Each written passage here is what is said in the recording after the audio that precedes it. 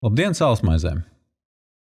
Turpinam runāt par nekustamo īpašumu, turpinam runāt par izvēlēm, turpinam dot jums dažādu vielu pārdomām.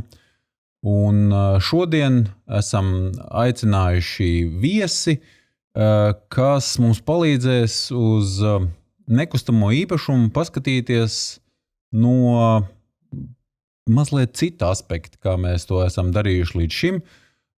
Mums ir bijuši viesi, kuriem ir mīļš 15 minūšu pilsētas koncepts, mums ir bijuši velodraugi, mums ir bijuši satiksmes mierinātāji un viņu dombiedri, bet šodien esmu lepns celt jums priekšā Paulu Timrotu.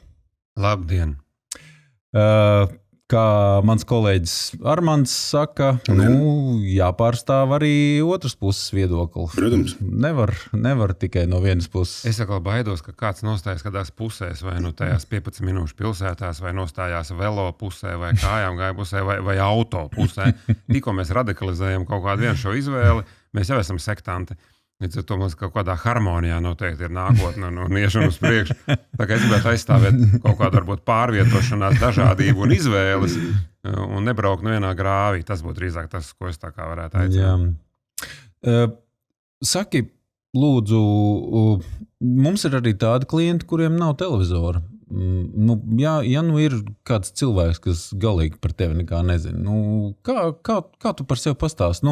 Iztēlojies, ka tu esi kaut kur, nezinu, kur Lemāni, pie trases, uzaicināts pastīties šito te garlaicīgo sacīkstu, un viens blakusēdētājs noliek malā savu popkornu tūtu, es nezinu, vai tur ļauj popkornu ēst vai nē, un viņš saka, klausies. Tur var bagets garās. Kas tu tāds esi? Ko tu dari? Ko tu viņam teikt? Ja es teiktu kādam ārzemēs, ko es daru, viņš drīzāk domāt, ka es muldu. Jo, ja tu vari teikt, ka tu vadi kaut kādā tur valsts televīzijas kanālā, nezinu cik gadus, jau tur jau 3. gadu 10 kaut kāda raidījuma, ja tu esi taisījis izrādes lielākajā valsts teātrī, ja tu esi sarakstījis vairākas grāmatas, tad viņš teikt, nevar būt, ka viena cilvēka dzīvē tas tādā parastā tā kā iekļautos. Bet pie mums tādā mazā brīvā iespēja valstī, kurā katrs var darīt, ko grib, lasīt sēnes, kad pagadās kurināt uguni, kur pagadās un lekt uz galvas, kurā ūdens tilpnē bez nekādas atļaujas prasīšanas. Mēs esam brīvākie cilvēki Eiropā, un ja mēs kādam stāstam, kā mūs iet, neviens mūs netic. Es domāju, arī tev ne. Kas ir tas, kas tev, tavuprāt, ir izdevies vislabāk no tā, ko tu esi mēģinājis? Kas tev ir tāds vistuvāk sirdī? Vislabāk notiek sanāk tas, kas sanāk bez piepūles lielas, tā ko tā var viegli darīt. No to teoriju, kā 20% piepūles izdara 80% darbu, tad noteikti stāstīt stāstus man sanāk vislabāk. Tur es tā baigi nesapūlos, bet spēju nokoncentrēties, noformulēt domu un bieži vien arī aizraut to klausītāju ar to vai pārliecināt par to, ko es saku. Tā kā tas būtu tas, kas man sanāk. Iesākot vai mazliet tā kā mūsu iesildot, gribēju lūgt tev iztēloties situāciju, ka tev ir uzdāvināta laika mašīna uz dienu un tev ir iedotas spējas kaut ko izlabot vēsturē. Ja mēs skatāmies uz Rīgu un mūsu esību šeit un to, ko mēs esam pa šiem 30 cik gadiem piestrādājuši, kas būtu tas, ko tu gribētu atgriezties apakaļ un izlabot vai pārtaisīt, lai novērstu kaut kādu neiedzību, ko mēs tagad mokamies, cīnamies?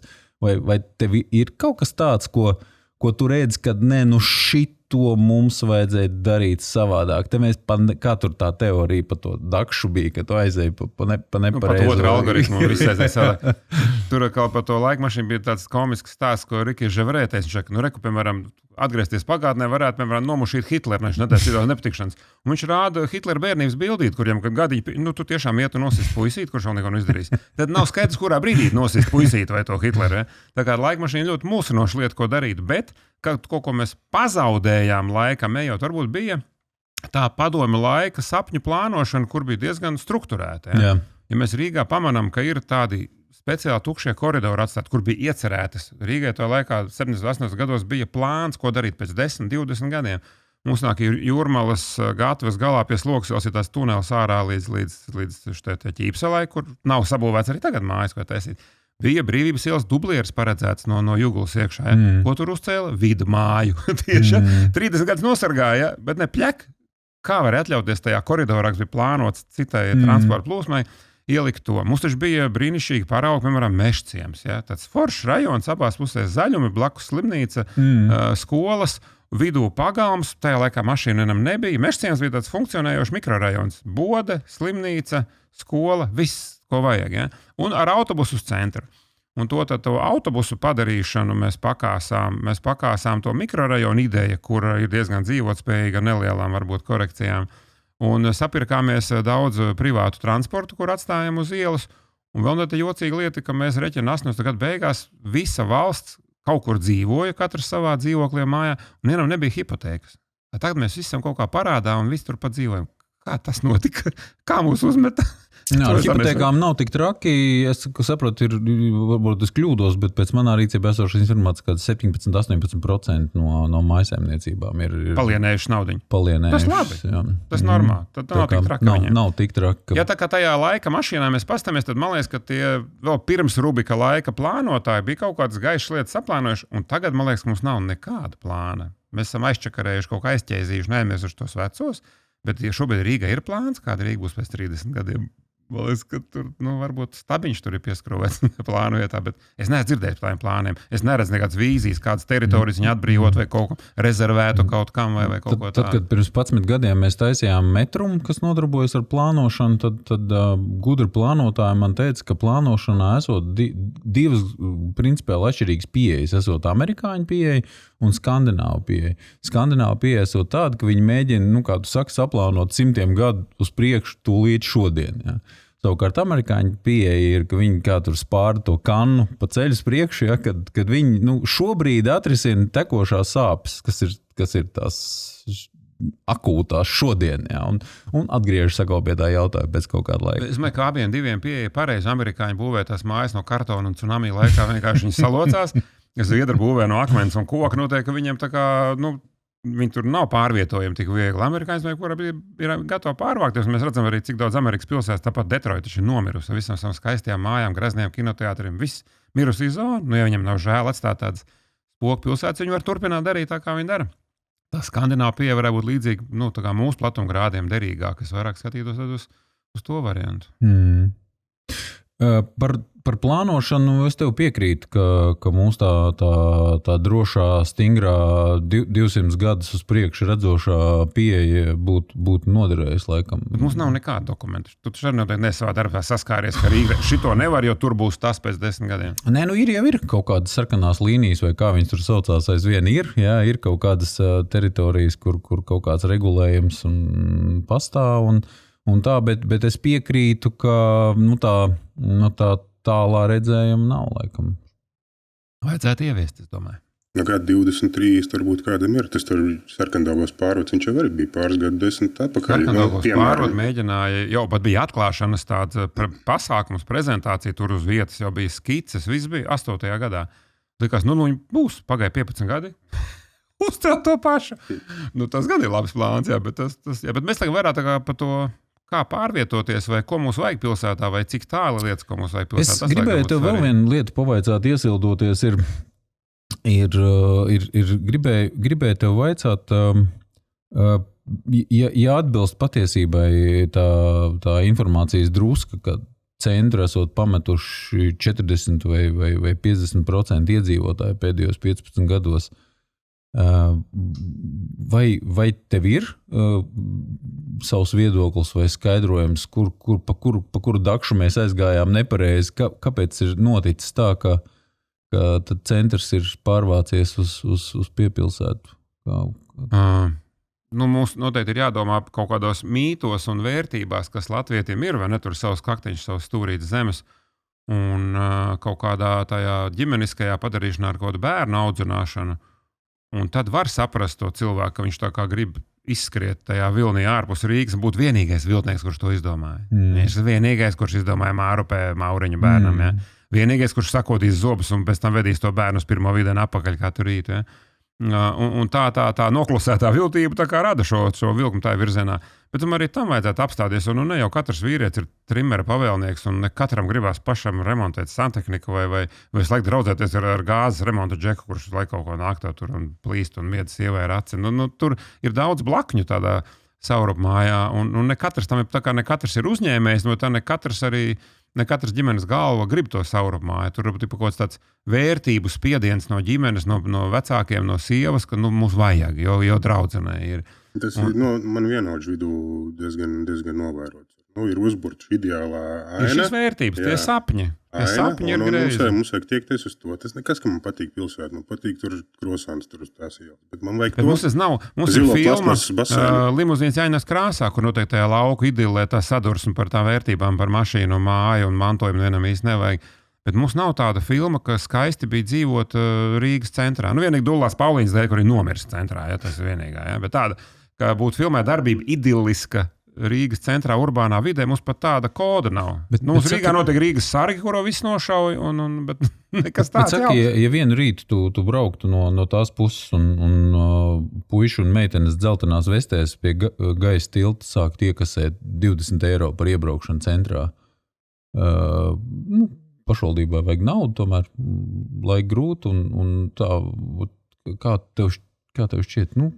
Ir jau Eiropas pa pilsētas, kur mēģina tādā veidā kaut ko pielabot tur. Kā tu domā, kā tas mūs iespēdot? Es pirmkārt domāju, ka drīkst eksperimentēt. Man tas liekas, ņemot vērā bardaku, kāds ir, nevajag teikt, ka ir likums, kas neļauj. Vajag eksperimentēt. Un pirmais eksperiments, ko es veiktu, es nemocītos nobloķēt ar dzeltenām vestēm visu dzelzceļa loku. Es vienkārši uzliktu dzelteno vesti vai fotoradaru ar iekasēšanas funkciju uz vanšu tiltu un uz akmens tiltu. Viss mēs tad redzētu, vajag vai var iztikt. Uzliekam tādu cenu, ka baigi negribās, tranzīts uzreiz aiziet malā, ko tur naudu tērēt, jo šobrīd vāze rāda, ka caur centri ātrāk, gan arī jebkurā dienas stundā. Tā ir ātrāk, bet tā ir ātrāk sit nost. Un ja mēs uzliktu pie akmens tiltam, es nezinu, tur 10 eiro, vanšu tiltam 7 eiro, vienalga sākstos, kaut kādu maksu, tad mēs justu tiem cilvēkiem, varbūt patīk nomest mašīnu pārdaugā un atbraukt ar autobusiem, vai arī viņam neko nevajag tajā centrā. Var arī izrādīt, tas, piemēram, 80% ir tranzīts, kurš vispār ir mieru braukt apkārt pa Lubāns. Tā kā tādu eksperimentu uztaisīt, uztaisam 1 gadu. Kas būs, jau Rīga apstāsies. Maksās, nemaksās. Ko mēs štrunus maksājam neraudot, ne oktu, tur mēs uztraucamies, ka 6 reizes dārāk nekā mūsu sadals tīkla pa pieslēgumu 5 reizes vairāk prasa. Mēs kaut kā norijam. Es domāju, ka pa tiltu arī mēs varētu šitā pamēģināt. Un tas būtu viegli kontrolējams. 2 sasodīts tilti un viss. Pa dienvidnieku, lai brauc. Saki, lūdzu, tad, kad mums būs mērs Rīgai, uzradīsies. Viņam ievēlēs, vai kā ir sieviešu dzimtē? Mēra? Mērs. Var būt arī. Un iedomājies, viņš pieklauvē tev, iegāžās pie tevis un saka, klausies, palīdz man dabūt tos pusiedzīvotājus apakaļ centrā. Iedod kādu ideju, kas ir jāizdara, lai viņi atgriežas. Man te viss sūdzās, čīkst, slikti. Nav. Tas ir diezgan vienkārši ideja. Tad ir kaut kāda iebraukšanas maksa te pašā centrā ar mašīnu, un noteikti stipri labāks sabiedriskais transports. Regulāri ir tāds kursējošs sabiedriskais transports, kuru tu var paļauties, un kurā, manuprāt, vajag 1. un 2. klases vagonus. Jo mēs tāpat zinām, ka lidmašīnā citi sēž biznesa klasē. Tur mēs neraudām, kāpēc bomžus nelaiž 1. klasē. Tur sēdēt, vai ne? Tramvajā, nē, paciet, ka viņš tev apčurājies, tur sēž lakām. Tad mums varētu būt tramvajā viens vagons dārgais, kurā brauc ar tīrām biksēm, un lētais, kurā brauc ar netīrām biksēm. Un tam mūsu reizes skaits būtu pietiekams. Mēs varētu dozēt, varbūt tā vagonu sienu pabīdīt turp un apakaļ, tā kā lidmašīnā biznesa klasē vairāk biznesmeņi, tā ir garāka. Un pateikt, ka tur būs tīrs, nevis teikt, saņematies, braucot ar tramvaju, bet tikko braucot ar staciju, tā sakāps bomži. Tā nevar. Tad dārgāku to mašīnas lietošanu pilsētā un ērtāk sabiedrisko transportu. Visi cilvēki būs apakaļ. Tādā Mārba, ko tur darīt? Tur patīk, kur ir Mārbai centrs. Laukos ciemata centrs pie baznīcas vai pie tirgus. Mārupē, kur ir centrs. Katrs var izdomāt, ka viņš ir centrā. Turpat pēc ceļu izstāstīt, kādam ir grūti. Lauku ciemats, saka, aizies līdz baznīcai, pa kreisi un otrā māja pa labi. Viss, tev kā Mārupē. Pūt pa to purvu līdzenu, skaties, kur lido lidmašīnas un orientējies. Tā kā, tāda. Tu zini, kas ir visstrakākais, pa ko mēs savā mājā raustam plecus, ir, ka Mārupē īpašumi ir dārgāk kā centrā. Iedomājies, šis fenomens, kas to centru ir iztīrījis, viņš ir padarījis jaunu uzbūvētu dzīvokli Mārupē vērtīgāku kā kaut kādu parastu dzīvokli centrā. Es gribētu teikt, ka tiem cilvēkiem nav gaumes. Viņi nav skatījušies no te mākslas muzejā gleznas vai gājuši uz teātru. Viņiem vienkārši nav nekādas izjūtas par to, kas ir kaut cik smuki. To var ļoti, ļoti viegli spriest, atverot SSLV un pastoties dzīvokļu interjerus. Izcili var noteikt vidējo tādu gaumes līmeni, kas diemžēl... Un viņš ar to savu flīzītu un lusturu tajā Mārus mājā jūtās šausmīgāk apmierināts. Viņš jau uzliks to uzrakstu Nikans suns un stulbas iela pie vārtiņiem un viss būs kārtībā. Es domāju, tur galvenais faktors ir, kā mēs te smējāmies, ka viņš varēs tujām noslēpties.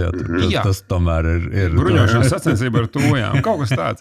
Un tikai tā var rasties tādas nesmukas vietas, ka cilvēki pacieši nesmukas. Ja viņš ir piedzimis, piemēram, Pļauniekos, kur liftā bija sakausēts poks un pie griestiem bija benčiki, viņš jūtās diezgan labi tajā Mārupē, jo ir labāk.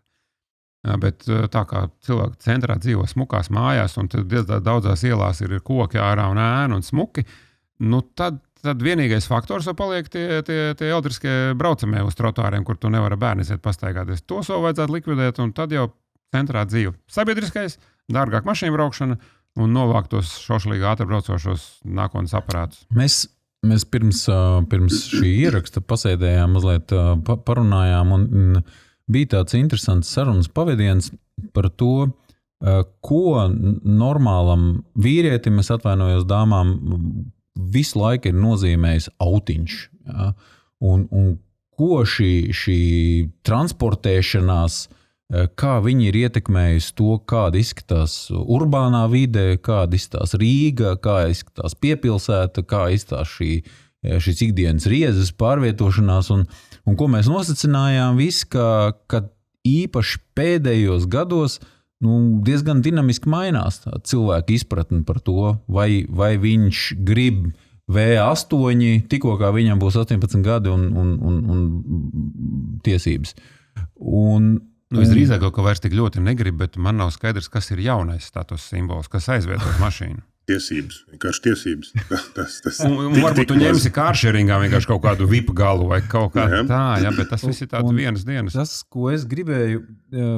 ko es gribēju tev rosināt, pafilozofēt, ir, redz, tā vēlme pēc tā dzelža vai pēc plastmasas, es nezinu, kas tagad ir vairāk mašīnā, viņi lielā mērā nosaka, kāda izskatās šī māja. Ja? Tur ir mēs paskatītos tādu normālu saurupmāju uz nelielu gabaliņu, ja, tur mēs izrēķinātu to teritoriju, kas ir mašīnai, lai viņi iebrauktu, apgrieztos, garažu priekšu un garažas, tā ir būtiska daļa no mūsu dzīves telpas. Ja, mēs varētu uz to daudz ietaupīt. Ja. Tur vēl vien istaba varētu uzbūvēt par to, cik tā māja daļā mašīna maksā. Piemēram, tiem mūsu klausītājiem, skatītājiem, kas pamazām domā par to, kā tev šķiet, vai tā dinamika būs tāda, ka viņiem jau tā kā mēģināt ielaist sevī to domu, ka nevajadzēs to savu dzelzi un varbūt nevajadzēs tur trešdaļu no mājas teritorijas tur atvēlēt transportēšanās rīkam. Mašīna, protams, ir tāda ļoti pārvērtēta lieta un priekš tām vajadzībām, kas mums ir Latvijā, mums vajag kaut ko pilnīgi citu, mums reāli jāj. Tā, ka mums pat negribās dzirdēt, cik mums jāj. Padomā pats, mēs visi esam nopirkuši transporta līdzekļus, kur attīstīt 200, 250, 300 km/h, kuriem ir kaut kāda tur kondicionieri, silti beņķi, masāžas, vienā sakot, tik daudz funkciju, kurām var braukt tur, kur mums nav kur braukt. Autobāni, ja? Mums var braukt uz 80. Tad mums ir tāds mašīnas, kas maksā varbūt 8000 eiro, kurām, labi, ja ir ABS, paldies, ar to pietiktu, ja? Viņas neko neēst, viņas neko nesvērt, viņām pat nosisties nevar, viņas tik ātri neiet. Un pa Latvijas ceļiem 8 būtu pilnīgi normāls ātrums. Ja mēs varētu sev tādas ražot un nepirkt no vāciešiem to, kas der viņiem, bet mums tas ir pilnīgi liekas kaut kas. Tas tā kā ceļojumā ar laipaņu līdz gludekli. Priekš kam noslīgs tikai. Es nedomāju, ka lielākā daļa sabiedrības būtu tam gatava. Bet pateikt, ja čoms pasaka, es nopirku mašīnu 60 000, es pastomjām. Man mājā ir vēl 2 istabas. Māja taču vietījā pa mašīnu. Bet tačka taču rajonā ir svarīgāk. Jā, bet, ja tu tā kā, es domāju, ka arī tie sievieši, kas izvēlās tos čaļus ātri, pieķertos tam, kuram būtu tā liekā istaba, nevis tā liekā mašīna. Un, ja mēs brauktu ar to, kas ir vajadzīgs Latvijai, nevis vajadzīgs Vācijai, mēs jau ietaupītu, es nezinu, tur visu gadu IKP, man liekas, Latvijā. Mums visiem tās mašīnas ir pa lielu, pa dārgu, bezjēdzīgi ar funkcijām, kuras mēs te nelietojam. Zini, es tādā griezumā pat nebiju padomājis. Kāpēc man jāpērk riepas, kurām ātruma indeks ir 200? Ja es drīz braucu uz 90. Kāpēc man ir mašīna, kas iet uz 300? Ja es drīz braucu uz 90. Kas te notiek? Un tas mums, tāds, pilnīgi lieka lieta. Mums būtu jāiemācās tā kā. Agrāk es teicu, ka Polija būvējās pēc neatkarības atjaunošanas. Tur bija 3-stāvīgs mājas, bet durvīm stāvēja 126. poļu Fiats, tas mazais. Ja? Viņi saprata vērtības. Viņi cēla mājas, nevis pirka mašīnas. Mēs turpinājām maukt Purčikā, bet pirkt kaut kādas X5. Un tur būtu, mums tā gāma kaut kā būtu jāveido pa jaunam, ka tajā mašīnā nedrīkst būt tava esības jēga. Tas ir reāli stulbi. Piekrīt. Es tiešām nezinu, vai mūsu sabiedrība tam ir gatava. Mēs jebkura mašīna, kur man maksā, cik cilvēks pērtu, 60 līdz 100 tūkstoši kaut kāds jauns. Ja? Tā, kad tu sakot zobus nopērts par 10, tev paliek pāri, piemēram, 50 tūkstoši. Cik ceļojumos nevar aizbraukt? Iedomājies, tu pusglobus var apstīt par to naudu. Un tā mašīna joprojām brauks, nekas tev nenotiks. Ja? Tā kāpēc tu sev nozodz 10 ceļojumus, lai iekāptu vienkārši priekšmetā, kas brauc divreiz ārā nekā drīkst? Racionāli jau jā, bet tas apziņa un ego viņam tiek pacelts tā starp saviem čaļiem Barčikā. Es tāpēc saku, man liekas, nav jāatrod, kā parādīt statusu, jo tagad arī pēdējos 10 gados neredzu, ko tu atbrauc. Visur tas stāvietis ir tālu, kaut kas pazems stāvietis. Agrāk bija tā, pievilks džeki kaut kā. Instagramā, kurš var apstīties? Tur jau tu var arī Monako pie svešu Ferrari nobildēt. Palūglēt, tev ļauj pasēdēt. Nav uz Monako jābrauc. Tā kā mums baigi būtu jādomā tām vērtībām. Kāpēc mēs pērkam tās bezjēdzīgās mašīnas? Un arī, mēs tik liels mājas, kā 90 gados necētās 400-500 kvadrātmetru. Tas, laikam, murgs ir beidzies. Bet tās vecās, kas stāv, viņas ir pierādījums tam, ka nevajag pārspīlēt tām materiālām lietām. Vienkārši iemainiet to summu pret ceļojumiem. Cik ceļojumos var aizbraukt? Ja tas ir atvaļinājums, 5000 tev atvaļinājumam, man liekas, varētu ļoti pietikt visai ģimenei uz mēnesi, jebkurā vietā uz globus. Ja man būtu 2 mazi bērni, kur bieži slimot un kuriem skolas ir dažādās vietās un tā, un es noteikti tev visādi oponētu un teiktu, ka es to savu dzīvi nevaru iztēloties bez tāda nopietna dzelža, ja, ar 2 bērnu sēdeklīšiem un pilnu bāku ar benzīnu, ja, un rudenī uzliktu jaunu akumulātoru. Tā, lai pilnīgi droši. Bet reķin, ka tās transporta vienības, kurām tiešām var aizvest 2-3 bērnus un ielikt to visu mantas un velospēdu, tas ir mikroautobus. Bet tu tos cilvēks nevar pierunāt nopirkt. Viņš nopirks kaut kādu visgarāko tur, vai ne, vagonu, kaut kādu tur, nezinu, A6, A8 vai kaut ko, ja. Bet viņš nepirks autobusu, kāpēc. Un autobusi mums nav tik dārgi. Viņi neaizņem vairāk vietas stāvvietā, viņi neēd ne pa pili vairāk benzīna, viņi ļoti labi braucam, ļoti viegli iekāpt, izkāpt, ļoti augstu sēdu, labi pārlēt ceļu. Nav sevišķi garāks par parastu mašīnu. Viņš aizņem stāvvietā tikpat, ja. Un tev visi draugi būs tev draugi, gribēs ar tev kopā brauks kapsvētkiem un prasīs aizvest viņu kanoja laivu, ja. Un mēs nemākam pat nopirkt racionāli to braucu. Mēs nopērkam kaut kādu sedanu vai hedžbeku, kurā neko nevar ielikt, tad ričukus stutējam uz jumta, aizmirstam un nolaužam kaut kur zem ozola kupliem zariem. Un mums nav nekāda jēga, mēs nemākam būt racionāli un ļoti grūti cilvēks pierunāt nopirkt racionālu transporta līdzekli. Vai vienai tādai ģimenei 2-3 bērniem nepietiktu ar vienu šādu mikroautobusu un tad vajag kāršaringā paņemt kaut kādu štruņķiku vēl klāt? Kā tu domā, cik mūsu laiks ir priekšā, kad kardināli mainīsies tā attieksme? Teiksim tā, ka vidusskolas pēdējā klasē tikai 30% čaļu skaidri pateikuši, ka viņiem būs V8, tikko viņi varēs dabūt tiesības. Jā. Kā tu redzi to mainās laiku? Kaut vai tas, ka šobrīd moču tiesības vairāk kārto meitenes. Oho. Tā gauma šausmīgi mainās. Un puikas puse nemaz neiet kārtot to vadīt apliecību. Viņi tā kā domā, ka iztiks. Jā. Jo viņi tagad domā, ka arī par Rīgu ir iemācījušies kaut kā tik galā. Viņi strādās kaut kur mācīsies ārzemēs, tur jau var tikai riteni brauks. Un es vienīgais, ko šiem jauniem cilvēkiem saku, tev nevajag pirkt mašīnu, nokārtot tās tiesības, tu vienkārši savu mobilitāti stipri uzlabos. Jebkurā pilsētā tev iedos nomas mašīnu, ja tev ir tiesības, bet ja tev nav, tu vienkārši brauks ar to autobusu, bet tu vari nonākt valstī, kurā sūdīgi iet autobusu, kaut kā tur, nezinu, Brazīlijā vai Meksikā. Un tad tu būs kas velobraucējs, kur tur arī nav, ja? Tā kā tās vadītāja apliecība ir vajadzīga jauniem cilvēkiem, bet viņiem noteikti nav vajadzīga mašīna šobrīd, es tā teiktu. Un arī tā moda mainās, ir meitenes, kas kārto to moču tiesību. Viņi taču Es vasarā nobraucu ar mocu un ierocu no Latvijas 10,000 km. Jā. Mašīnā es varu pat neņemt no ziemas riepas, es nekustinu vasarā. Ja? Tad tas nozīmē, ka es vismaz pusgadu no māja līdz oktobrim to savu mobilitāti uzlaboju. Ja? Man jebkurš ceļš ir 3 reizes ātrāks nekā ar mašīnu. Es neredzu tos sastrēgumus, es vienkārši ierocu garām un esmu galamērķī. Un ja mēs padomātu, ka mēs vismaz daļu reisu, kas neved bērnu, vai tad, kad tu brauc viens vai ar vienu bērnu ar emociju var aizbraukt, variētu, ja mums būtu dažādi šie transporta veidi. Varbūt mums vajag vienu motociklu par normālu cenu, vienu mašīnu normālu cenu, nevis vienu 4 reizes par dārgu mašīnu. Tur ir kur spēlēties. Un tā var uzlabot gan to planētu izglābt, gan ietaupīt naudu un degvielu un padarīt savu dzīvi daudz interesantāku. Kā tu domā, cik gadu mums ir līdz tam, kad biroja centrā vairs nebūs, kā tur bija uz cik tur darba vietām vajadzēja vienu stāvvietu. Es nezinu, tas cipars vienkārši bija kaut kāds absolūtais kosmos. Tas, ko vecs prasība noteikti palikusi. Visai šī centrā, kādā sakarā vajadzētu vispār tur kaut stāvēt. Kā tu domā, kad tas pazudīs mums, kad mēs būsim brīvi no šī pienākuma paredzēt, zinām procentu tās apbūves transportēšanās rīku parkošanai? To visvieglāk ir ar naudu ietekmēt. Vienkārši padari to braukšanu uz centru pietiekami dārgu, plus padari mazliet ērtāk sabiedrisko, vai labāk braucam uz tos veloceļus, tādus, kur neķerās. Ja?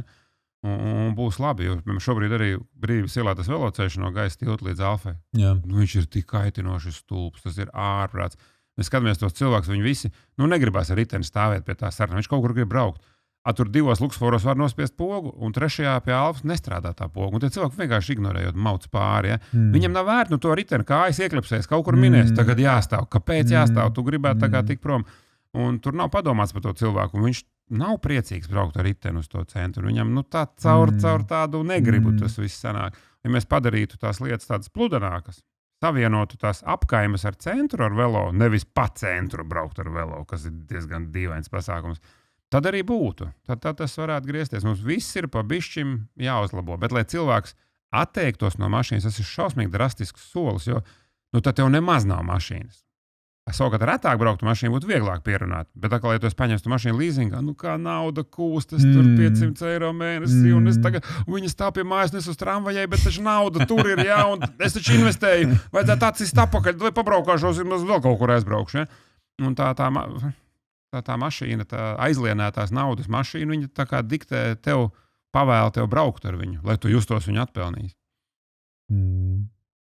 Tas ir tāds grūts gājiens. Bet arī tas, kā tu pieminēji tos 2 vai vairāk bērnus, katrs tas cilvēks izvēloties prioritātes. Vienam prioritāte varbūt ir tas V8 vagons, bet otram ir tie 2 bērni, bet viņš dzīvo sūdīgā rajonā, bet viņš tos bērnus asinspadēgi un sūtīs vislabākajā skolā, vai vedīs pie vislabākā daktera, vai pie visforšākā hokeja trenera šīs vasaras notikuma gaismā. Un tas noteikti nedzīvo viņa rajonā. Ir pilns ar cilvēkiem, kas no Mārupas ved uz Sarkandauko bērns uz treniņu. Kā tu viņu var atrunāt, lai viņš nedara šo stulbo lietu? Pasties ap savu māju, vai tur ir kaut cits sporta veids, kaut kur tuvāk pie mājas. Nekur viņš nav teicis, ka obligāti vajag to. Bet tie mīlošie vecāki, es domāju, sastāda visus Rīgas sastrēgumus un trešdaļu satiksmes vispār. Jo tos mazos bērnus līdz kaut kādai pamatskolas beigām visi, kas var atļauties, ved ar mašīnu uz darbu, paši arī savās. Nozīmē, tas ir kavējums no darbā no rīta un kavējums vai darba laika nozagšana kaut kad pusdienas laikā pēcpusdienā. Un visus to piever acis, bet tas vienkārši cilvēki vizina savus bērnus savā darba laikā. Mums darba ražīgums šausmīgi krītās, sastrēgumi pieaug, ekoloģija bojājās, mašīnas nobraucās. Tas ir ļoti skumji. Bet tos mīlošos vecākus nevar atrunāt no tā, jo nav skolas autobusu. Es arī neredzu, ka tas varētu mainīties tuvākajā laikā. Tikai tā, ka katrs cilvēks vai katra ģimene pati būtu pietiekami viltīga un padomāt, klausies, ko mēs varētu izdarīt. Sīkums jau nav kā tā sporta veidā. Pastamies, kas mūsu rajonā ar kājām ejam attālu. Kurš sporta veids ir? Es tā savu puiku aizsūju uz tenisu. Viņš nāk no skolas, ko uz tenisu tie korti. Es saku, ej uz tenisu, un reku blakām, pa ceļam uz autobusu pieturu. Kāpēc man vajadzēja sūtīt uz baseinu, tur nav baseins blakām? Viņš neiešu viņu vizināt. Viņš aizgāja uz tenisu, sēž spēlē, kaut ko kustās priecīgs. Tam bērnam nav tik ļoti. Visbiežāk jau tas hokejs vai basketbols ir vecāku sapnis. Tā kā baigi vajag. Ja? Viņš pasties, bērns nav garākais klasē, viņš nemocies ar to basketbolu. Tā kā bišķi brīvāk palaist. Tagad, lūdzu, kā tu domā, kad arhitekti Latvijā sāk zīmēt mājas, saurupmājas, kurās nav garažas. Nav tā, kā tas ceļš, kas tur... Es domāju, ka pirmās mājas bez garažas dzims vilciena pietura tūmā. Jo tad tu tiec prom ar to vilcienu. kaut kur labos virzienos, abos. Ja? Un tad tu vari bez tās mašīnas iztikt, un tad tu to mašīnu vai nu tu ņemsi nākamajā vilciena stācijā, kurā tev ir darbs vai tenis, vai zobārsts, es nezinu, ja?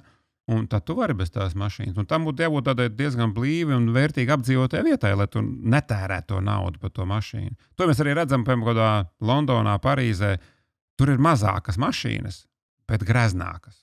Ja tur ir kaut kāds, nezinu, Audi TT, tad tas būs kaut kāds RS modelis. Ja tur ir Mini, tad tas būs Cooper Works ar 200-300 zirgiem.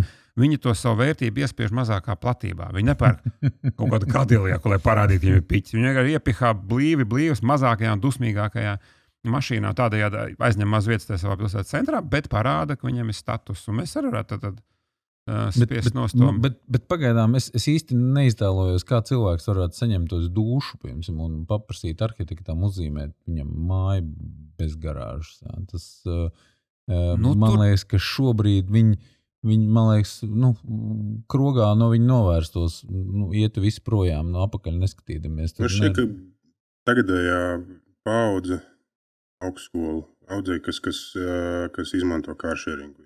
Kad viņi nodrošina sev brīvību. Viņi paņem tik, cik viņam vajag, iztērē tik, cik viņam vajag, 6 eiro no vienu galu uz otru. Es pieļauju, ka šis 3 gadu pēdējais laikmets ar šo jauno modeli. Es pieļauju, ka var būt, ka viņi varētu būt tā pamata bāze, no kā tālāk vairojoties, tas ģimenē tiek iesāks, ka mums autiņi nevajag. No tiem jauniešiem, kuriem tiešām var iztikt to kāršēringu mašīnu, bet ja viņi kaut cik nav resni un kustīgi, ļoti iespējams, ka viņi brauc laivu braucienos. Viņam vajag aizvest laivu uz upi. Ļoti iespējams, ka visdrīzāk viņi ir kaut kaitotāji, surfotāji. Viņam vajag nokļūt kaut kādos vecāķos vai pāvilos, kāds kāršērings. Tad viņš nopēr kaut kādu atkal busiņu vai kaut kādu pikapu, ko tu aizvest. Tad tas kaut kur stāv te pārējā laikā. Vai tad viņš ir, jau es nopirktu, tad braukšu katru dienu. Mums katram ir kaut kādi daži tie dzīves uzdevumi aizraušanās, kur tā mašīna tā kā notur. Mēs nedzīvojam tādā mazā ciemata burbulītī. Mēs vibrējam 100 kilometru nedēļā. Hobiju koriģē šo, jā. Hobiju, un tu gribi, un Latvijas jau grib pie tās dabas kaut kur ārā, kaut kur tikt un vēlgoja kapu svētki, vai pasties, kas notiek, sestdienas rītā vai piedienas vakarā uz Tallinas šoseis. Kur viņi brauc? Iedodiet adresi, uz kurieni brauc tas milzīgais sastrēgums, kur svētdienas vakarā zāģē pretēvies. Tas nozīmē, ka viņiem visiem tur kaut kur Saukrastos pabežos, VEFA kooperatīvā ir mazdārziņš kā minimums, ja ne glepena vasarnīca. Un cilvēks dzīvo 2 dzīves, vienu to vasarnīcas dzīvi, daži pat paliek tur jau piekdien līdz pirmdienai un strādā otrdien, trešdien, ceturtdien, viņiem ir tā kā 2 dzīves vietas, un viņi migrē. Tā tie dzīvesveidi ir tik dažādi, ka es drīzāk ieteiktu tiešām sākt uzlabojumu sabiedrisko un sarunājam visi, ka nākamā mašīna pērkam vienu izmēru mazāku. Jābūt. Manuprāt, tie, ko es tikko runāju, 20, 21, 23 gadi, māsa mācās režisoros, un viņi man stāsta, ka viņi tur ir 7 galvas, mašīna nav nevienam. Un tad man liekas, ka viņi ir racionālāk. Viņi meklē, kam ir, un tad viņi salien visi 6 tur iekšā vai 5. Sametās benzīnu. Un sametās benžē tieši tā. Un tad brauc meklēt lokācijas un brauc meklēt, kur filmēt. Man liekas, ka viņi jau kādreiz bija, katram bija mašīna, visi brauc uz Kuldīgu ģimeni, katrs savā mašīnā 5 mašīnas. Tagad viņi vai piespiedu kārtā, vai labprātīgi. Es domāju, ka tā pilnīgi atrunāt no mašīnas būs tā grūtā lieta, vai arī tas būs tā dzīvesveids, kam neprasās to mašīnu. Un atkal tiem pārējiem vienkārši vajadzētu būt racionālākiem. Ņemt mazāku tādu, kas mazāk ēd, kas ilgāk spēlē, kas nebrauc uz 200, domāt tā gudri. Un ja tev patīk kaut kāds hobijs, kuram vajag kaut ko, aizvest veidēli vai zirgu vai velospēdu, varbūt tā dienā noierē viršos piekabi. Akal ir variants, ja? Pieliec to āķi, un tu akal esi ar to pašu transportu veidu bagātāks savos piedzīvojumos. Vienkārši jābūt mazliet viltīgākiem, racionālākiem, taupīgākiem. Šobrīd mēs tiešām nozogam sev dzīvē 10 ceļojumu, lai nopirktu kaut kādu mazliet resnāku mašīnu. Tas ir pēdīgi. Saki, lūdzu, vai tu būtu gatavs derības, ja tu atrastu rudens plašķa kabatā 5 slatus, tu būtu gatavs uzlikt viņas derībās, kurā gadā mums būs tā situācija tāda, ka tu vari palaizīt telefonu un tev pieripo auto, kad viņi te ripināsies paši par Rīgas ielām, kad varēs. Tam nav liela jēga, jo mēs kāpēc tajā savā nākotnes domāšanā, tā kā Henrijs Fords teica, ja tu prasītu klientam, viņš tev pasūtītu lielāku karietnu un resnāku zirgu. Tu izdomāji mašīnu.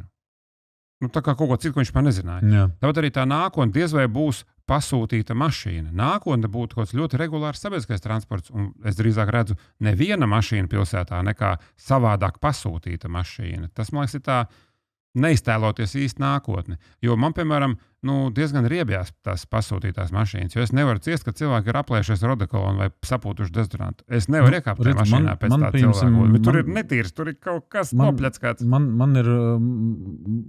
Es vasarā dzīvoju Baltazarā, un man tas pārvietošanās riezes ar Baltazaru un centru, un es kaut kur pamanīju kaut kādos dokumentos to Baltazaru transportēšanās mezglu, kas tur pie dzelzceļa tā kā ieprojektēts ir, un ka tur kaut kāds tur busiņš savest no Baltazaru, no ādažiem tos cilvēkus tādā transportēšanās mezglā, un tur viņi iekāpt smukā vilcieniņā, kā tu tur aprakstīji. Varbūt tu esi redzējis manu ideju, kuru tāds puisis Oskars Rodi, kuras nepazīstu, viņš uzzīmēja, tiešām uztaisīt Baltazaru stacijā to mobilitātes punktu. Mēs visu to veclaicenu šoseju no Garkalnas pie Lankšņiem ielaistu Baltazaru stacijā, visu tāda Tallinas šoseju arī iebraukt no tās puses, mēs tur nolikt mašīnas un pat Berģos nebūtu sasarīt. Iebraukt Rīgā, paņemt to kāršēringu, kurā pieturā gribam, un netaisam jāsaka. Es skatījos uz to ideju, to zīmējumu, tā domāju, ārprāts, tas ir 100 gadu jautājums. Ja? Pie tā, kādā tempā mums iet tās lietas. Nē, man izdevās pat satiks ministru aizvilkt līdz tai Baltazaru stacijai parādīt, cik maz tur vajag, lai tur jau tagad atstātu mašīnas. Tur vienkārši vajag smilšainais tikai grantu uzbērt. Tie cilvēki paši atstās nelūgti, neprasīti. Ja? Es esmu runājis gan ar Ādažu pašvaldību, gan ar Garkalnes. Viņi jau sāk dzirdēt. Viņi jau domā, jo tur kā vajadzētu arī varbūt to ceļu, kas ir grantētais uz Garkalnu Ādažiem, arī uztaisīt asfaltētu. Varētu Garkalnas stācijā arī uztaisīt tādu parkanu raidi. Tur ir baigais potenciāls. Tur maz vajag. Nē, es tev piekrītu, ka tā ir brīnišķīga ideja, un es domāju, ka viņai būtu milzīga atsaucība, bet es vienkārši nespēju iztēloties to ieguldījumu. Tur ir problēma tāda, ka tagad ķirsis bez staķa un visi pārējie mēģina tā kā bīdīt, maz ka jau sāk būvēt, ka pie Alfas būšot, pie vecās fabrikas būšot tāds mobilitātes punkts, kurā tad tur varēs atstāt mašīnu, braukt tālāk vilcienu. Tā mums ir diezgan debīla doma, ja tas pats vilciens nāk no Siguldas, un viņā var iekāpt jau Garkalnē, kāpēc manam mašīna varētu izlausties cauri Bērģiem, Jūglai, tur, ja, Fiskultūras institūtam, un tad iekāp mašīnā, kas jūs, galīgi, ja. Viņi nemāk, viņi māk strādāt savā tajā pašvaldībā, bet tā kā Baltazars nav Rīgas pašvaldība, bet tā kā pie Rīgas pašvaldība, viņi nemāk sarunāties, tur laikam citā valodā runā, viņi nespēja vienoties, un tāpēc viņi ceļ sūdu, tur, kur nevajag rada sastrēgumu Berģu kalnā, liek mums iekāpt mašīnā, kurā es varētu nekāpt, un tā viņa attīst to pilsētu. Kāpēc man bieži vien rodas jautājums, kāpēc es vienkārši, tu zini, Mieru un Kazaram to krustojumu, kas tagad ir sataisīts. Es katru dienu ziņu skatos. Ja, es apmēram redzu to plūsmu, kā tie cilvēki iet, pa kurien ziemā sēžam ar jau baigi interesanti pie loga ir klausīties, tikai ka viens otram skrien pakaļā tur, ja. Bet kāpēc ir tā, ka viņi izdomā, viņi nepārbauda, viņi nepasēž 2 stundas, neizdomā, bet iemet to ideju, tagad tā būs. Kāpēc ir tik grūti sarunāties normāli un katru gadījumu konkrēti izvērtēt, nevis pēc grāmatas, kā sakrīt algoritms, ja, bet tiešām praksē kaut kā. Labi, tas ir cilvēku resursi, bet lai to Rīgu padarītu labāku, kāpēc bieži vien neieklausās, neiedziļinās problēmā, pieņemsim tā kā tu to dari. Tā kā tev raksta cilvēki. Tad, kad mēs kaut kur mēģinām iedzināties vai skatāmies, ko cilvēki ir sūdzējušies, mums parasti ir izdodas ar kādu risinājumu, un ar laiku tas notiek. Reizēm tam, man liekas, lielākais rekords, kas ilgāk gāja, bija 3 gadi, kamēr izmainīja to situāciju, kā mēs bijām ieteikuši. Bet, reķiņa, tur bija Jānis Langa pie Latvijas valsts ceļu vadības, un viņš teica, ka jāpēta jautājums. Labi, viņš tagad ir Rīgā, tad reķiņa, kā ir Rīgā. Viņš šitā bremzēja lietas, kas notiek uz Latvijas valsts ceļiem. Un nav tāda dienesta, kurš atbildētu par normālu dizainu ielē vispār. Kad nedrīkst tik nesmuklīgi zīmes, nedrīkst tik laustām līnijām krāsot līnijas, kad nedrīkst būt tik daudz zīmju. Krustojumā dari, ko gribi 5 novāc. Kā var krustojumā būt 7 zīmes? Tad viņš 3 dienas no galvas viņas jāmācās. Tu nevari braucot uz 50 viņas atcerēties. Nav iespējams. Ja? Tad par sliktu dizainu Rīgā nesoda. Rīgā pat tie mietiņi bija, man liekas, 5 dažādās krāsās un izmērā. Ja? Katrs viņas katrā vietā liek, kā grib. Tā kā mums ir problēmas ar pilsētas dizainu, kā tagad gudri teikt, ārtelpas, nezinu, kur viņam ir tā iekštelpa kopīgā, bet ārtelpa tāda Nav tā dizaina. Katrs pleckā, ko grib, ar to, kas tajā brīdī ienāk prātā. Es domāju, ka Brīvdabas muzeja gada tirgus izstāsta daudz viendabīgāks nekā Rīgas ielu noformējums. Un nav neviens, kas par to tā kā rūpēt. Mums būtu vajadzīgs tās dienas, kurš pasaka, tā ir saprotami un tā izstāsta daudz maz gaumīgi. Tad tās lietas sāktu iet. Tagad kaut ko tā kā veidoja kaut kādu ielu dizainu, tur bija kaut kāda skica, bet tas mums bija, ka staķis jau nebija atlaists. Un vai tas ir apstājies, nezinu. Bet pagaidām acīm redzam, nav izējas zilās apstāties, nav labi. Ir uzzīmēts ļoti neveikli. Es domāju, tas, Armand, ko tu saki, tā ir man liekas, nabadzības problēma. Nē, tas ir stulbums. Tur kaut kā Mārupeitā lielā iela un Daugavas iela. Tur 10 gadu šķiļās mašīnas. Viņi lieka vien lielāks zīmes stop, zīmē kaut strīpas uz tā ceļa, bet tas ceļš kā bija taisns abos virzienos. Tāds, ka tur tālumā ir gaišā nākotne, tūmā vispār nav jāskatās. Un tur šķiļās vairākas reizes mēnesī ļoti asiņai. Viņi neko nemāk izdarīt. Man šķiet, ka uztaisīt urbānā vidē droši izbraucam krustojumu, tas pirmais, kas ir, tas ir dārgi. Ja? Tas ir ļoti dārgi. Un es domāju, ka manā uztverē tās visas problēmas aug no tā, ka mēs, vajadzētu 8 miljonus, ja, tam krustojumam, ja. Es domāju, tur pa 10 000 var noformēt tā, ka nebūs divi nevar. Es domāju vispār par izbūvi. Kad uzbūvē tā, lai kā tu saki, nešķiļās, ja. Lai tev ir jābūt īpaši tupam, es atvainojos, lai to nošķiltos. Ja? Tas, manuprāt, ir tomēr tas ir tas tāmis jautājums ļoti svarīgs, jo bieži vien tajā tikko vispār ļauj kaut ko būvēt, tad tur saskiem visi brālēni un rādi un atnes savus mietiņus un lampiņus un uzbūvē kaut ko tik stulbu, ka, atceros pirms iepriekšējās krīzes, ka taisīja ceļu uz Talsiem caur Jūrmalu, un tur bija tas ķesterciem krustojums. Viņi uztaisīja meža vidū apli. Ir labā, bet viņi aprīkoja viņu ar kādām 20 lampām. Tu brauc jau pusdienu pa tumšu mežu, un tur tāds lidojušas šķīvīts, bet uznāca krīze, un viņam beidzās elektrība neieslēdz tās lampas. Kas jūs muļķes? Priekš kā jūs likāt lampas, ja jums līdz turienē nav nevienas lampas? Ja? Vai tāpat Jūrmalā ļoti daudzās vietās, kur uzbūvēja kaut kādu ielu, un tad tos, ka ķieģelis un 30 liekais katras otrās mājas, tur ir tādi mazi krustojumi. Jūs nemākat uzlikt zīmi zona un beigt čakarēties. Ja? Nē, bet taču brālēns varēs nopelnīt, ja uzliks 30 tās zīmes ar 30 gadiem stundā.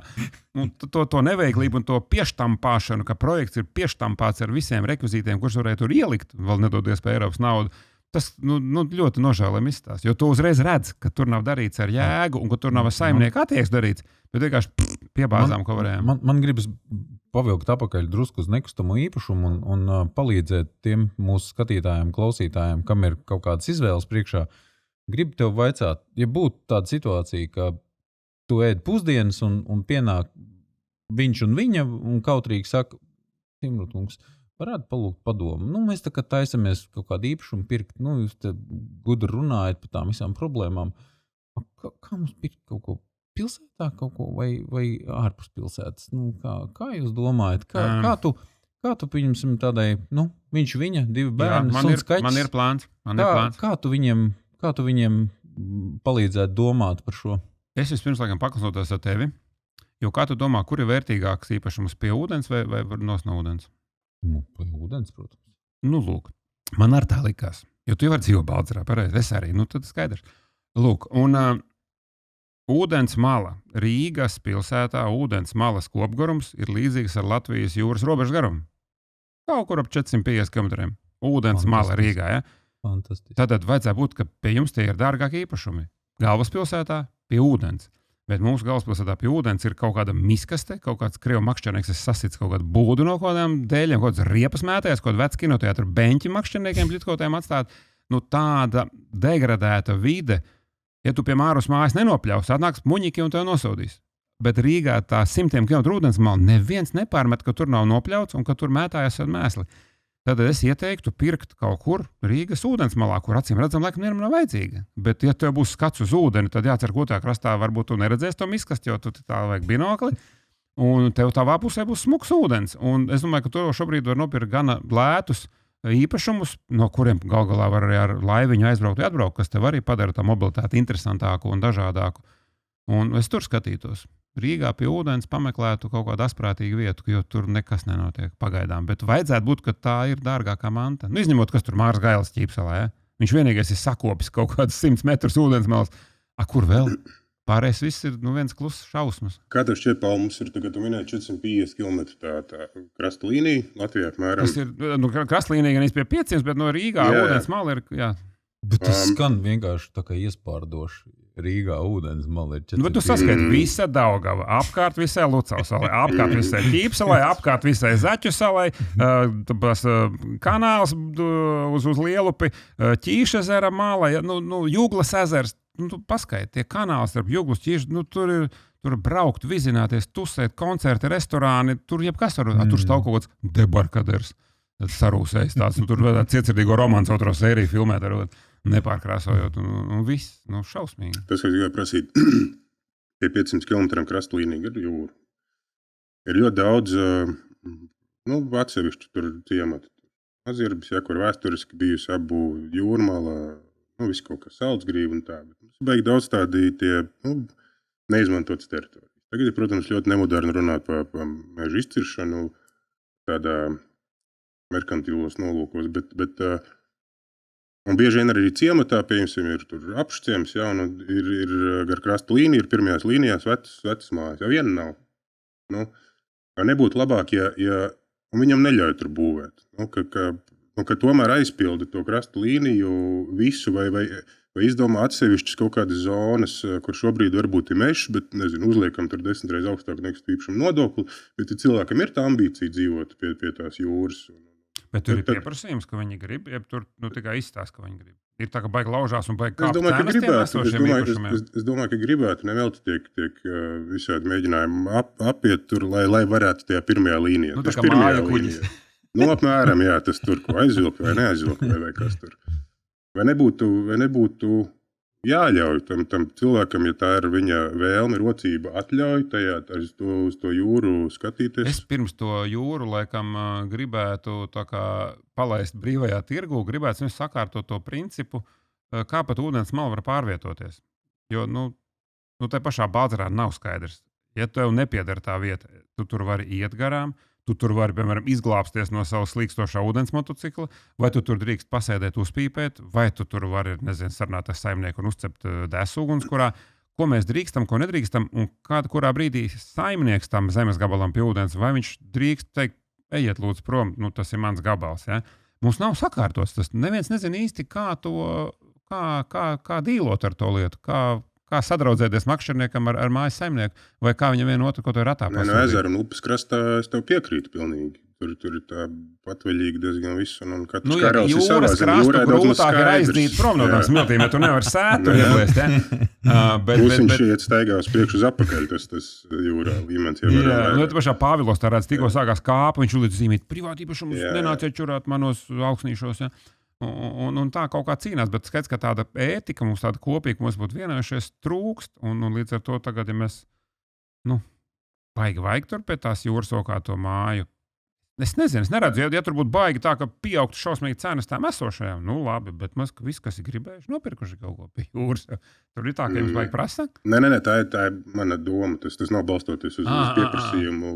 Es tur neredzu, es drīzāk redzu problēmu to, ka mums ir tā garā jūras robeža, mēs pagājuši vasarā taisām eksperimentu, noīrējām Rīgā mašīnu ar piekabi, tādu, kur dzīvojam, braucām gar jūras priekš, tā kā Aina Žižnā, kur mēs drīkstētu palikt ar skatu uz ūdeni ar to piekabi. Jā. Pirmā vieta, kur mūs nedzina prom, kur oficiāli drīkst apstāties, bija Zvejnieku ciemā. Tas ir 50 km nobrauc laužoties Vecāķos, Garciemā, Garupē, Cernikavā, ja? Un visur ej prom, nebūs. Pat ja ir kempings, viņš ir aizkāpus, un tu neredzi jūru. Mums ir 500 km jūras robeža, un nav jūras. Un tas ir traki. Es tā vienreiz veidu kaut kādus stopētājus no Igaunijas jauniešu. Viņi izrādās bija tāds puisis meteni no Sāremā. Viņi tagad tuvojas Rīgai, viņi tā kā kaut kur pa nakti varētu palikt, viņam jābrauc ar stopiem. Tā, es saku, tur Bādzerā otrs dzīvoklis brīvs, saka, varētu palikt tur pa nakti. Viņi tādi tarzā, viņi saka, nē, mēs gribam pie ūdens, pie jūras. Es saku, dzīvoklis brīvs šeit, nomazgājiet. Nē, viņi no Sāremā, viņiem visu mūžu jūru jāredz pa logu, viņi nemāk. Viņi grib pie jūras. Un es domāju, kur es viņus nolieku? kur ir tā oficiālā vieta, kuras viņas varētu izlaist kaut kur caukrast vai izņemot no man iepriekšējā teksta, izņemam privātu īpašumu, ieliekam vairāk kempings, vairāk laukums. Padaram jā, vairāk šo laukumu, lai tā dzīvība tur jau tagad pasties pēc tiem apšciemiem līdz tam ķesterciemam. Tur vienkārši cilvēki kaut kur atstāja bezkaunīgi ceļa malā to mašīnu, redzot, ka tur ir vēl 50 mašīnas, visām jau kvīt neuzlīmēs. Lai iet loterijā, jo tik un tā viņš pa stāvvietu kempingā samaksā 10, tur pa stāvēšanas sodu 30. Tur paiet, bišķi dārgāk, bet jautri, bet varbūt nemaz nebūs jāmaksā. Un iet uz to jūru, tad pieprasījums tur ir milzīgs, bet to stāvvietu nav, tur infrastruktūras nav, tur nav ne cukurvats, ne saldējumi, ne kafijas, ne tolets, nekā nav. Mēs tādu geto paši esam uztaisījuši par tiem 30 gadiem, it kā joprojām tur Krievu robežsargs ar traktoru braukāt pa tām kāpām. Nu, tik ļoti mēs tā kā baidamies iet pie ūdens, gan Rīgā, gan arī pie jūras visā Latvijā. Tagad tu principā atbildi arī ideiski uz to jautājumu, ka to jūru mums viņi jālepojas, man liekas, un jāļauj viņai būt pieejamākai. Tieši tā, ka tu piebrauc pie tā sava kempinga stāvvietas un ieraugi izējot, ka johadi, tur 10 km nav. Nu, kur vēl? Eiropā ir pludmale, kurā 10 km neredz nevienu cilvēku, tikai Latvijā, un to ir šiki. Un uz to vajadzētu tā kā ļaut tur iet, bet gluži vai viņu vajag ar mājām apbūvēt. Tur kā sāksies tas, kas ir kaut kādās Amerikās, ka tu ej kaut kādā Miami, tu netiec līdz tai jūrai, jo viņi visi piecēluši tur, tu pa ielu var braukt, bet starp mājām nav šķirbas, kurā nonāk pludmalē. Tad jau kļūst tā kā bēdīgi. Un tikko veidojās tāds ciemats, viņš jau sāk traucēt iziet uz jūru jau kurā katrā vietā. Kā tā? Es domāju, tas ir tas, ko tu pacēli, tas ir milzīgs jautājums. Kāpēc neinvestē? Kāpēc neinvestē tajā piejūrā, kur ir šī problēma? Ja mums ir aizklapēts visas šoseimalas stāvvietas, cietuma fūrinieki vienkārši Latvijā neapstājas, jo nav kur pačurāt. Tad cerēt, ka kāds to kempingu uzbūvēs, tas jau ir tā kā cerēt, ka Latvijas kosmonauti drīz lidos kosmosā. Tik ļoti skumji ir, jo tādam fūriniekam viņš man parācīs, ka Latvijā nav kur pamīst. Viņš mierīgi vai ne, ielēja benzīnu Lietuvā un aizpūš līdz Igaunijai. Viņš tiešām var iztikt 200 km šoseis bez mums. Bet mēs nepaņemam naudu no viņa, kad viņš apstāsies, pagulēs, ielies to savu degvielu vai ne, padzersies kafiju.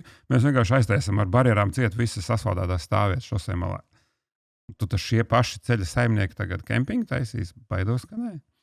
Mums ir jāspiež kā sabiedrībai uz visiem šiem te dienestiem. Ūdensmalas mums ir diezgan sāpīga tēma. Mēs pat bijām vienu podcastu uztaisījuši un paaicinājām tādas ūdensmalu guru un man ļoti iekrita atmiņā viena frāze, ko teica tāda Roberta Fišera, tāda arhitekta, kas ir iedziļinājusies tieši ūdensmalās, studējusi viņas Ziemeļa Eiropā, un ka es viņai tincināju, kas ir tas iemesls, kāpēc ir tā, un viņa tāda atziņa pateica, ka cilvēki nejūtas piederīgi, tur, kur viņi dzīvo. Tas, ko tu komentēji, kā izskatās tā ūdensmala, kas ir diezgan sāpīgi dzirdēt, jā, bet no padomju laikiem pie ūdens iet nevarēja. Liepājā brauc traktors ap pludmali, mums te arī, lai nemūk kaut kur uz Zviedriju. Mums bija tāds baigais ūdenim, jo arī visos tajos kuģu lietās un dzelzceļa lietās lika tos iebraucējus, Krievus lika. Dzelzceļā bija Krievu vairākumā, aviācijā un kuģos arī. Bija skaidrs, Latvijas taču vienā dienā norausies, paņems to upju kuģīti un mauks prom uz visu bija, tas ir skaidrs. Tāpēc tur salika tos citautiešus. Līdz to viņi arī degradēja to vidi, to savu slikto gaumi no sāģes, viņi padarīja ūdensmalu tādu trešu, kāds tur tagad ir. Mums lēnām jādod apkārt. Būtībā tādā ziņā Māris Gails ar Zaigāli cepurnos viņu to savu to attīrīšanas iekārtu uzpucēja, tur jūrā parādīja, ka var, un arī to ķīpsalu. Iedomājieties, 2023. gads, un nav neviena projekta, kas ir, dzīvot uz ūdens, kā kaut kādās tur Eiropas pilsētās. Barža kaut kāda. Jā, vienalga, tādā vai citādā izskatā, bet nav, tāda peldoša. Laikam ir Baltazarā, tur ir uztaisīts kaut kāds mājiņas, ko tur noīrēt, viņas ir peldošas. Jā, tas atpūtas centrs, tur ir ar tādu, vai cik viņas tur ir legāls vai ko. Bet Rīgā, es personīgi neesmu dzirdējis, atvainojos, ja kāds ir uztaisījis, bet Rīgā, ka tie vecie, kazānku kooperatīvi, viņi maks nezin, ka eiro jau jānorēķinās ir ārpus. Tur iekšā ir tāda, sava tā subkultūra. Juglā, es biju tais kanālos. Tur ir tāda treša Venēcija, tur ir pilns tām laivām, tad ir bāri krastos, mūzika skan kaut kā. Ja pieņemsim, es apzaktu banku, jā, un man vajadzētu noslēpties, jā, es skaidri zinu, uz kurien es dotos noslēpties. Uz to Jugoslāvu kooperatīvu. Jo tur, man liekas, tur tikai nopēc gumijniekus, kaut kādu jaku tādu pieticīgā. Es domāju, ka neviens slēp, Tur var jebko noslēpt, tur ir pilnīgi, tur nevar tikt iekšā no malas, tur tā neiebraukt, jā. Tur ar laivu tev jāzina, kur piestāt, vai arī tā nav tava vieta, un tas ir ļoti spēcīga komūna, viņi būtu jāpēta. Tas ir tā tiešām pilsēta uz ūdens, kura, es domāju, ka tur ne staķis, ne ķirs, nezinu, ko viņi tur dara. Viņš tur nekad nav bijuši. Tu man pārsteidz, es nebiju domājis, ka tu piedāvās jauniešiem apsvērt ūdens malu. Es tā nebiju tādā griezumā pat padomājis, jā. Tas ir gan dīvaini. Man liekas, tas būtu tas tā kā... Man vairāk izbrīna, kāpēc pilsēta nespēja piespiest ūdens malas īpašniekiem nopļaut zāli, ja viņi var piespiest šeit tev likt notīrīt sniegu, Mārupē nopļaut mauriņu un suņburkšu neaudzēt. Kāpēc tur viņi ir bezspēcīgi? Varbūt tāpēc, ka viņas ir tik daudz, kā tu minēji. Vienkārši bombīgi pa vienu. Ārprātīgie kilometri, tur tas ir... Un cik vietās var Rīgā ielaist laivu ūdenī? Cik slipi ir Rīgā?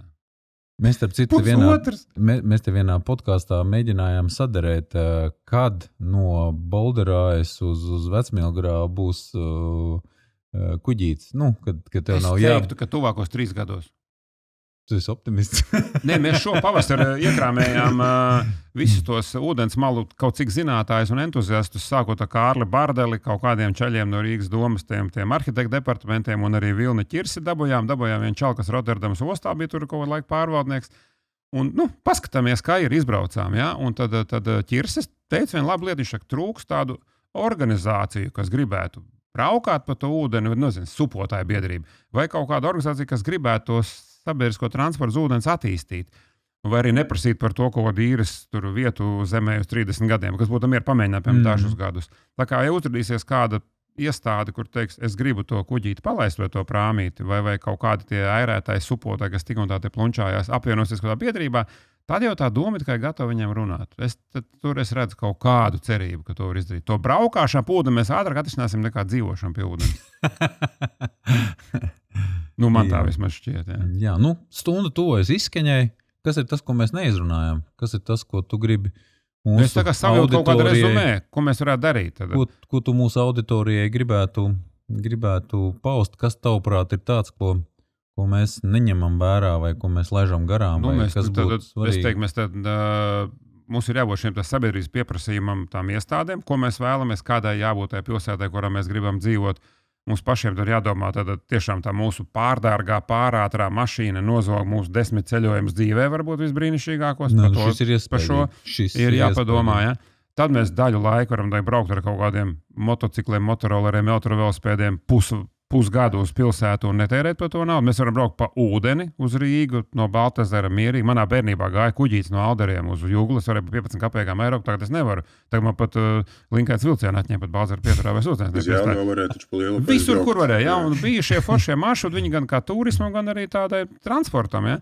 Un attīstīt tos, tad es noteikti pastāvētu uz ideju, ka sabiedriskā transportā ir 1., 2. klase, lai tie biksēs čurētāji brauc 2. klasē, un miers, jo mēs nevaram sākt dabūt cilvēku iekšā. Kurš tā normāli bērnu laidīs tramvajā, viņš zina, ka tur pusi pasažieru smird. Un nevajag kautrēties, mums ir 1. klase un 2. klase. Nevajag teikt, ka tie ir kaut kāds sliktāk cilvēki, viņi vienkārši ar savu higienu brauc pa savu naudu. Bet tad liberālās kustības pārstāvji. Lai viņi iet apkamties ar tiem bombžiem, kas man padara, lai viņi iet viņus pabaro, nomazgā, uzsauc viņiem šampūnu, man nav žēl, bet mans priekšlikums ir, netērējot tam naudu šampūnām vai ziepēm, vienkārši sadalīt 2 vagonos, jo to visi pēc noklusēm visi zina, ja tu runā ar cilvēkiem, kas pārstāv sabiedrisko transportu, saka, ārpēc jebkurš maršruts, kas iet gar staciju, smird tas trolejbus vai autobus, neko nevar darīt. Tādi esam, jā. Bet ja lidmašīnā mums ir, kāpēc tad tie liberālie nebļauj, ka lidmašīnā ir VIP klase? Tātad varētu arī tramvajā būt biznesa klase. Kāpēc ne? Es nespēju iztēloties. Es domāju, ka tas, es tev piekrītu, ka tas politiķis, kas šo Rīgā ieviestu, ka viņš labu lietu izdarītu, ja, bet es domāju, ka viņi vairs nepārvēlētu. Es domāju, ka viņi politiski konkurenti. Proti, ja rastos cits transporta veids, tā kā bija 90. mikriņi, viņi bija dārgāk pa autobusu, gāja bišķi fiksāk un bija dārgi. Tu atceries, kāds sūdzēs, ka mikriņos bija bomži? Vienkārši ar cenu. Tu tā kā izšūpoji. Tas pakalpojums ir pietiekami ātrs un operatīvs. un viņš kaut kā mazliet maksās dārāk, nekāps tas bēdīgais cilvēks. Man mikriņi asociējas ar Āfriku. Es esmu diezgan daudz pabijis dažādās Āfrikas valstīs, un man mikroautobus atgādina kaut kādu tādu Āfrikas vaibu, ja? kad ir tie iekšā rāvēji. Ja? Tā bija interesanti. Es runāju vienu vīru, kuri ražoja Jelgavā traktorus. Kaut kādus it kā Baltkrievijā liktus vai komplektēja šeit un tirgoja uz Āfriku. Es saku, kāpēc Āfrikā pērk tos pusbaltkrievu latviešu traktors, var nopirkt kaut kādu John Deere? Nē, tur ir viens tāds uzlabojums tam traktoram gar visu malu, ir tāda māra barjeri. Kur var turēties. Un izrādās, ka tie Āfrikā pērko traktori, viņi domā, ka tas ir autobus. Jo tu John Deeram nevar 20 cilvēkus uz maliņas sasēdināt. Šitam varēja. Un viņiem tas traktors varēja iet labāk, sliktāk, dārgāk, bet viņš bija arī 2 vienā autobusu. Tad viņi bija, tas bija Āfrikas mikriņšā, traktors ar maliņu. Sabiedrisko transportu ātriestarpinot. Skaistākais maršruts, lai parādītu Rīgu, man liekas, 11. tramvajs, Meža parks līdz šejienai. Bet man liekas, ka otrs ir 49. autobus Sarkandaugo Rumbulu, kas izved caur visiem skaistiem mikrorajoniem. Visu publiku tev ļauj izbaudīt. Rumbulu Sarkandaugo, lai beigas gaišāks. Tā kā sākam puslīt romantiski. Tur nav hop on, hop off bus jāņem sarkanais. Man liekas, izved pa šitiem 2 maršrutiem, un to viss skaidrs par Rīgas. Nē, Rīga ļoti skaisti pilsēta, tur ļoti daudz labu stāstu un labu vietu, bet viņas tiešām tā kaut kā tā sporādiski brīžiem tā kā pašā vaļā attīstās. Vienbrīd visiem bija modē mieriela, kurš tagad vairs atcerās viņu. Es gribu tev pavaicāt tādu jautājumu, kā tu iztēlojies, kāda pēc 10 gadiem iztīsies Brīvības iela? Kā tu viņu redzi? Tas ir ļoti labs jautājums, jo es par to arī gribēju laikam runāt nākot šurp. Ka mēs tā kā tagad to Rīgu memoram Lēninam. Mēs gribam katrā ielā puķu podus, tos bērnus, kas spēlē futbolu, un tās kafejnīcas un tās frizētavas, kurās visas tās bārdas pucēs. Ja? Nu labi, bet kaut kā uz turieni ir jānokļūst. Mums taču ir tā kā godīgi jāpasaka, piemēram, mēs varam nolikt mierā Tērbatas ielu, mēs varam nolikt mierā skolas ielu un baznīcas ielu, bet atvainojiet, pat Čaka ielu un Brīvības ielu kaut kāds, brauks sabiedriskais transports, tur būs kustība, tur jūs nespēlēsiet futbolu un tur neskūs bārdas uz ielas. Ja? Sorry. Bet doma baidās pateikt, ka paliks šīs šahtas, pa kurām brauks, un būs tās jaukās saulainās vietiņas, kur tu varēsi skraidīt pa ielas vidu bērnu ratiņiem. Un, tas būtu tā kā godīgi jāpasaka. Tagad arī doma ākstās stāst, ka ir atklājām zonu 30. Viņi atrod kādu kvartālu iekšējās ieliņas, kurās tik un tā nevar ieskieties ārāk pa 20. Mēs izdarījām. Ko jūs izdarījāt? Jūs vienkārši ulikāt zīmi, kas atdos realitātē. Neko jūs tur nesabremzējāt, nesašaurinājāt, vienkārši ākstaties. Ja? Viņam jau nav dūšas uztaisīt uz Čakenes 30. Viņa uztais blakām uz artilērijas ielas, kur tik un tā nebrauc ātrāk. Bet būtu jāpasaka, ka cilvēki mīļie pa dažām ielām tomēr mašīnām jābrauc. Ja Čaka ielā ir 90 laikam transporta vienības sabiedriskā stundā, tad kā tu tur var spēlēt futbola ielas vidū? Kāda kafejnīca? Kurš grib dzert kafiju, ja tur būtu trolēbus? Bet ja mums būtu ļoti daudz naudas, kādu risinājumu tu redzētu? Tunelis? Tilts? Kā padarīt to? Es ļoti spiestu uz sabiedrisko transportu. Es teiktu, ka mašīnām tālāk pa to dzelzceļa loku baigi nebūtu ko darīt, bet es ņemot vērā Rīgas to ģeogrāfiju, atstātu to mašīnu loku Pērnavas iela, Valmieras iela, Skanstas iela. Jo nevajag mocīties ārpus tā loka, tas loks ākstīšanās, tur tas vairāk pārvads atdurās pie VF tajā lielajā krustojumā, čuh, un viss tā romantika beidzās. Es domāju, ka viņi pārvilks pāri. Jā, bet tā kā no katra tilta, no pārvocot pa Zemitānu tiltu, pa labi pa kreisi taisi nedrīkst, pārvocot pa gaisa tiltu, pa labi pa kreisi taisi nedrīkst, pārvocot pa Brasta tiltu, pa labi pa kreisi taisi nedrīkst. Un tādā veidā to centru tā kā attīrīt no mašīnām un viņķelēt riņķī pa šo loku. Tad Valmieras, Pērnavas, Senču, Skanstas, Hanzas. Tā cirkulēt. Un vidū tur tiešām spiežam uz sabiedrisko, jo es nesaprotu arī, kāpēc cilvēki tik ļoti cenšas padarīt elektriskas privātās mašīnas. Jā, elektrība ir tik superīga. Kāpēc mēs nespiežam uz elektriskiem tramvajiem, elektriskiem autobusiem, elektriskiem vilcieniem? Mēs tā kā aptrakuši pērkam kaut kādu e-tronu pa 100 štukām, bet par to naudu nobet tramvaju vagoni jau gandrīz. Kā tu redzi, kas notiks ar tā ir 11. novembra krastvalsts starp Vecrīgu un Daugavu? Tas, kas bija tāds smuks dārs un parks. Jā, redziet, mēs, ka tagad, kad tā to Rail Baltica bija īstais brīdis, paiks man vajag aizklapēt. Pasakām, ka Rail Baltica vajag. Aiztaisim ciet. Taču tu dzelzceļu būvē kaut kas tur muķi, tur kaut ko mēģina palaist, to sateikt. Pasakām, ka vilcienu vajag un aiztaisim. Pačamdam. Te reizē ieslēdzam visus pētījumus LMT ar mobiliem telefoniem, kur kā cilvēki pārdoši mainās. Paprasam no vāzes datus, kā viņi redz, kā apgāja. Tu redzi to, ka viņi aiztaisītu ciet drīzāk nekā tunelī uztaisītu, ja? Kādu naudu mēs tur tuneli uztaisīsim? Tu moši otrā krastā vēl vien biblioteku uzceļam, tad vairāk jēga būs. nebūs tur tunelis, tajā Daugavā tam smiltīm pie pludmales. Ja mēs metro neesam varējuši izrakt, kā mēs izraksim tuneli tur. Tur vienkāršāk ir nebraukt. Tā kā es teicu, ja mēs ieliekam cenu par akmens tiltu un vanšu tiltu, tad par Salinieku un Dienvidnieku mēs jau varam ļaut braukt plūsma riņķī. Tie, kam baigi vajag iebraukt, sastrēgums līdz to pazūd, jo puse vairs nebrauc. Un tā ir tā lieta, tikko mēs panākam, ka sastrēgums kļūst mazāks, tā atlikušie braucēji saka, redz, mēs taču teicu, ka jābrauc ar mašīnu, apsties. Ja? Mums pietiek par 10% samazināt to, ka pārējos būs vēl grūtāk atrunāt. Es aizmirsu, kurā Eiropas pilsētā tas bija, bet tur, ieliekot to iebraukšanas maksu, centrālā daļā, tu teici, ka tas tieši ir uz 6 mēnešiem. 6 mēnešiem cilvēki pierod, jāmaksā, bet brīvāks, jā, bet laižam. Un tad atkal. Londonā, ko to congestion charge ievies, es neteiktu, ka tur kaut pa vienu mašīnu būtu izmainījusies situācija. Viņi iebrauc, tie, kam vai tur bulku vāģi zibinās pa tā lapļa iekšpus ārā nebrauc, viņam vispār vienalga. Kam vienreiz dienā vai vienreiz nedēļā, tāpat viņš iebrauks. Ja viņam pietiek naudas dzīvot Londonas centrā, viņam taču pietiek naudas samaksāt to. Iebraukšanas maksa, varbūt tur kāds rumāņu ekskursants neiebrauc, tas ir viss, ko viņi panāk tādā veidā. Lūk, jā, tā kā tā. Braucam mazākām mašīnām, variējam savus braukšanas veidus, kur vien varam, braucam ar to pašu riteni, un visbiežāk tur, kur mēs braucam ar riteni, var aizvaukties arī ar kājām. Arī dakteri saka, ka iešana ar kājām ir daudz veselīgāk, jo riteni to uzmin, pie sarkana apstājies, tad pie zaļā kā baigi uzmin, tev sirds augšā lejā lēkā, kardeo viss slikti, un ja tu pasties to atām, drīzāk tur 20 minūtēs ar kājām var aiziet. Tā kā ejam ar kājām. Mēs taisījām tādu mēru, ka ja no Vecrīgas uzliek uz kartes to Ņujorkas centrālu parku, tad viņš pie gaisa tilta beidzās. Jūs esat Ņujorkā, jūs mierīgi noteikti vēl kāds cauriņam priecīgi kājām pasties, kāds smuks parks ieši pastaigāties. Rīga, guri gaisa tilts, kur Vecrīga, nē, man vajag autobusu. Nevajag, ejiet ar kājām. Principā fināls ir pasauli paliks labāk, un problēmas arī nebūs, tā ka mēs visi iesim kājām un nepavērām. Nē, pasauli notiek lēni un nepareizi, un tā būs vienmēr. Un nav ne sliktāk laikā, viduslaikos, mēra laika vai inkvizīcijas laika, tagad ir citas šausmas, bet mēs tik un tā dzīvojam. Cilvēks jau tāda žurka, kas pielāgojas visam. Mēs jebko esam pārlaiduši. Šādā vai tādā veidā. Galvenais vairojieties, tev viss būs labi.